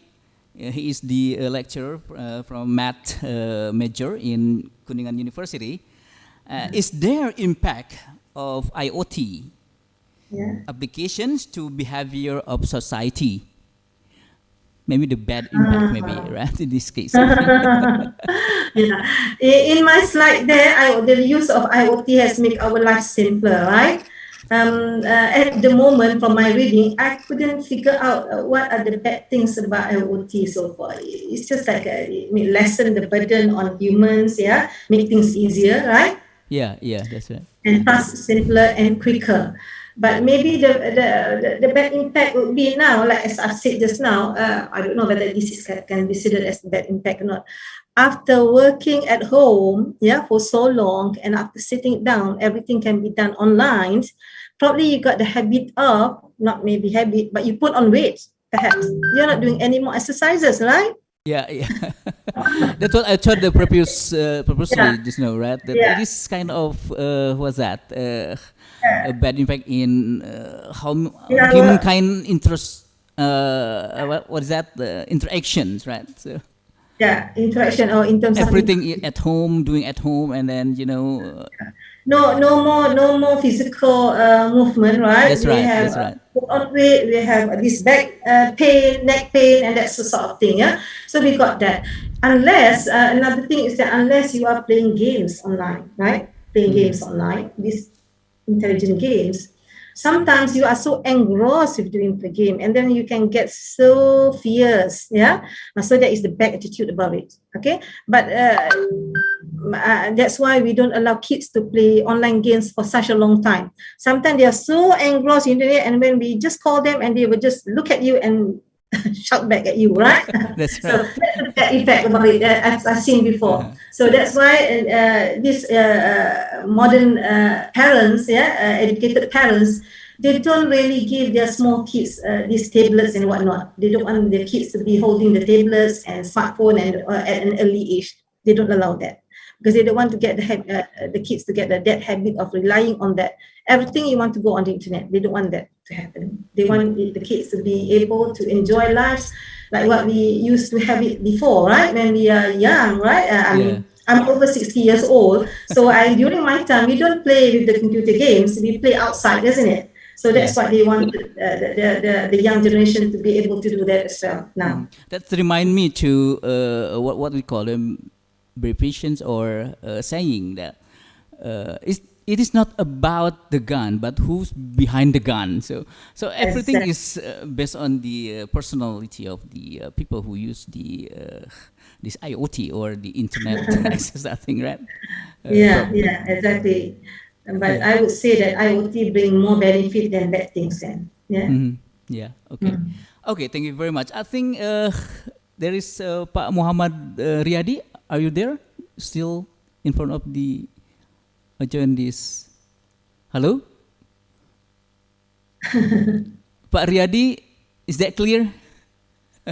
I hope that he is understand what have been answered by Professor. Yeah. And the third questions is from Muslim from Kuningan University also. Prof, I would like to ask you about the internet weaknesses today. We can easily find so much technology weaknesses. And I think the most vital weakness is the frequent data leaks. The frequency data leak. Kebocoran, that almost happens every time that intruding public privacy. Is there any prevention it from happening? Is there any way, the way out to prevent it from happening? Is it still trust internet? I still cannot trust internet 100% because of this problem. He said like that. I do agree with him. You cannot trust internet 100%. There's always the bad things about it, whereby people, the leak, the privacy, our privacy being used, and also security, right? The security of the internet use as well, especially on online banking. They get people can just get money from stole money from your account, or maybe stole your credit card to buy certain things.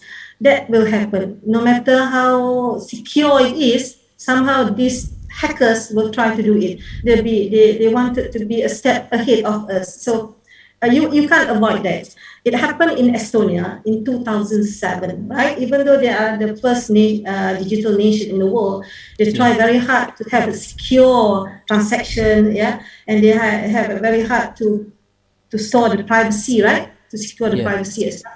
But in 2007, they've been hacked as well. So no matter how hard they try, but they have overcome it by doing some backup, like what I've mentioned just now. They have these backup things in other country, their data in other country, and they call it digital embassy. Okay, all the data being backup there.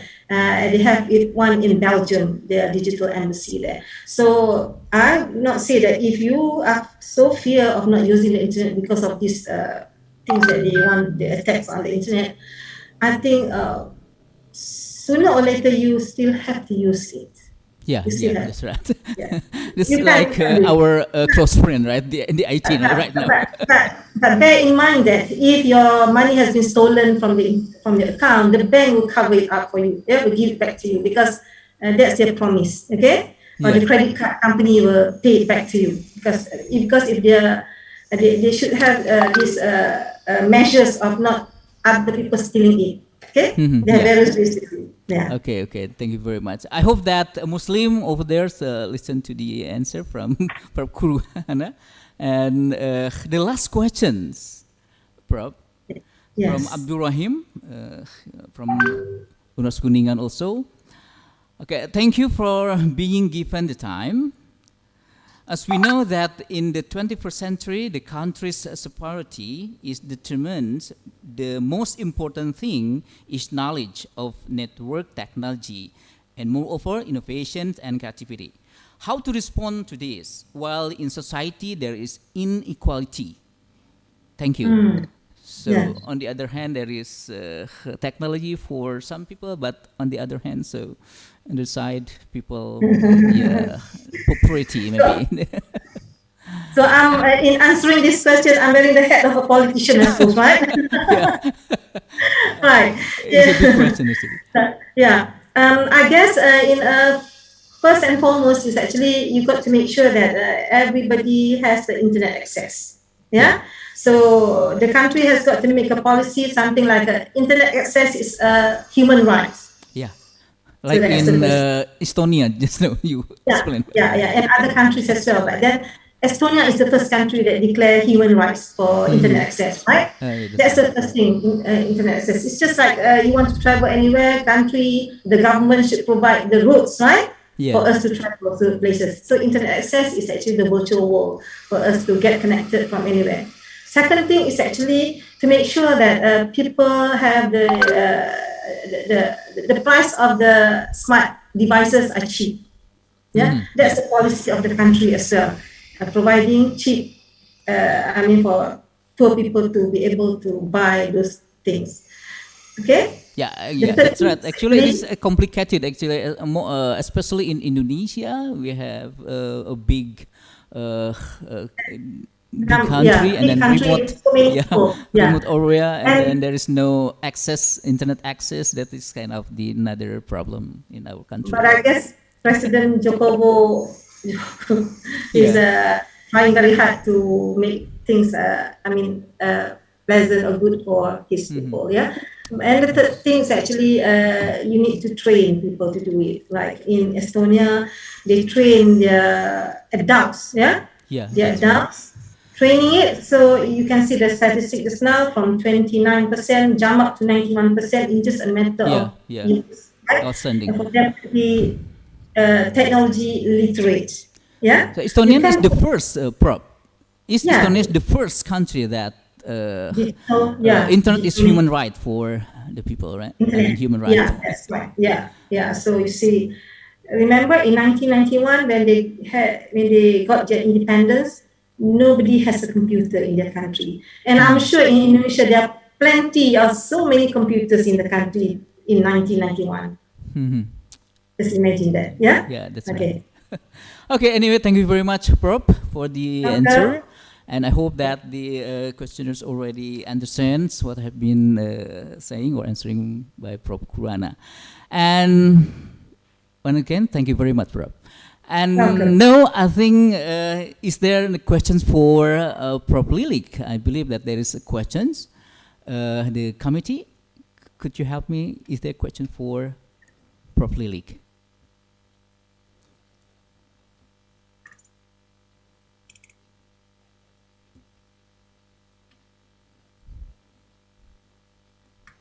Prof. Lilik, we are waiting for the question from the... Sure. So they can send me an email. Anyway, that your explanation about the special explicit habitat suitability model based on public data or citizen scientist data is quite very, for me, because I'm the moderator here, try to read about that a little bit. But anyway, this is kind of the experience, a lot of experiences in some forests in Java, like what you, what that picture just now in the slide. So Java still have, or Indonesia still have spot for all of the rights, Prof. Yeah, there is a lot of places that have important species there, and unfortunately, the pressure of these species is very big. Yeah, you know, the infrastructures and also the industrialization of the Java Island is very so fast. Yeah, That's fast. right. And we have to think about the how to conserve this kind of species. Yeah, Yeah. it cannot be changed by the cash. Yeah? That's We right. should conserve. Yeah. Still, we don't know very much about this species, but it actually is the creation of the Allah. Yeah? As something have to be conserved. Yeah. Yeah, mostly there. I saw just know that mostly in Borneo and then Sumatra, right? That have still spot a lot of habitat of the orangutan. So it is kind of Yeah. we have to take care of that that habitat, I think. Okay, coming is there questions? It's also difficult just because the stress, the pressure in Outer Java is a bit different. So in Outer Java, we know the plantations, it's very huge there, more than 10 million hectares already converted. And you know the habitat is fragmented, so it's the sustainability of the species also questions, and we have to think about that. This is our responsibility, right, Prop? For Yes, all responsibility. It's not only Especially- government, but also community. Just you may read in the newspaper there's so many clash between the wildlife and the community just because they are searching for their food, or searching for their habitats. So their movement area is already converted, then there is a conflict. Okay. Audiences, I think if you have a questions, you can deliver by Indonesian language if you want. And properly, there is Pak Toto as your students when you were when he was in IPB over here. So, Pak Toto, maybe you want to say something or mau bicara? Okay. Professor Lilik. Yes. We try to find the question from the audiences, but it is kind of there's still no questions. Anyway, thank you. Thank you. Committee, do we still have time or we have to go to parallel sessions?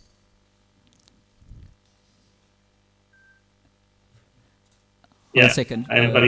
Hold second. I am very enjoy about the Professor Hannah explanation. It's very amazing.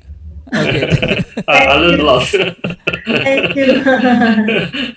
So we also used to use the machine learning, deep learning for the habitats with the big index, and it's really fit with your talk. Thank you very much. Yeah. Okay, thank you very much. Ladies and gentlemen, because of the time, so we have to finish and close these sessions. And as a moderator, thank you very much to Prof. Kuruhana and Prof. Lilik, who already presenting the material of in this conference. Once again, I am Dadang Solihat. Thank you very much. Assalamualaikum warahmatullahi wabarakatuh. Waalaikumsalam warahmatullahi wabarakatuh.